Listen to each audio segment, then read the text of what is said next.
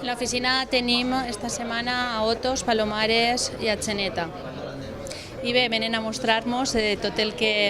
es pot viure en aquests tres pobles, en el típic d'ells, tots els productes que s'elaboren i tot el patrimoni que se conserva allí. Són tres pobles que estan molt propets uns dels altres, a l'ombria del Benicadell, que és per lo que ells volen ser coneguts, per això que els uneix, i entre tots sí, tenen una oferta molt complementària en la que se pot passar 1 o 2 dies, pots anar un cap de setmana per noctar, perquè també disposen d'oferta de llits per a poder dormir allí. La veritat és que entre tots sí que tenen un producte molt gran. És important aquesta oficina per al punt que està i que pugues de dir, perquè les inversions que estem fent als pobles, és crear un producte turístic, de passar un dia, i jo crec que València, capital, crec que és un bon poble per poder apropar els pobles de la serra lo que oferim, entonces por así poder oferir el castell de Carrícola, la senda del castell, el barranc de la Junta, el campament turístic,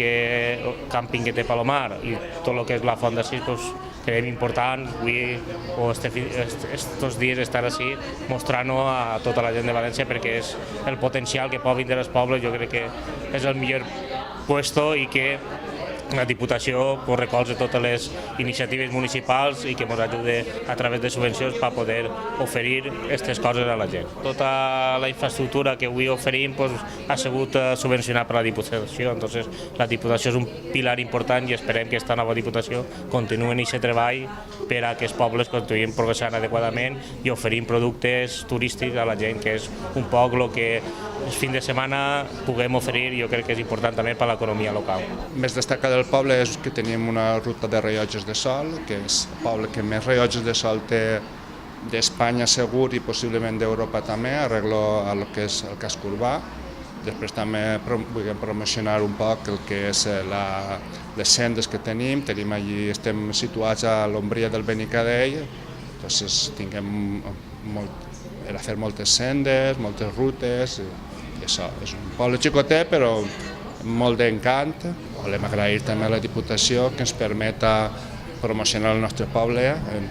València, perquè clar, estem un poc allunyats de la capital, aleshores està molt bé que pobles així allunyats que la gent pugui entrar i veure el que tenim, les ofertes que tenim i això, i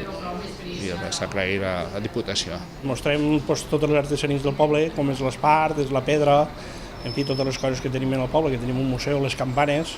que la Fundació d'Atzeneta és de les més antigues d'Espanya, que feien campanes a resto de tota Europa, en fi, que no és que era una fundació, en el seu dia era una fundació important. Entonces tot això és el que ensenyem en el poble. Tenim lo de la ruta de l'Àvia, la ruta de l'Àvia és una cosa que ve molta gent. Atzeneta té la pujada a la Font Freda, o sigui, independentment de que la Font Freda, la pujada a la Font Freda està enmig de 3 termes, que està a Palomar, està Bèlgida, està Atzeneta, està Carrícola, està Bufal i Fora. Atzeneta és la pujada a la Font Freda, hi ha una carretera que per allí han de pujar tots a la Font Freda per Atzeneta. És una cosa molt important perquè ensenyem totes les coses que tenim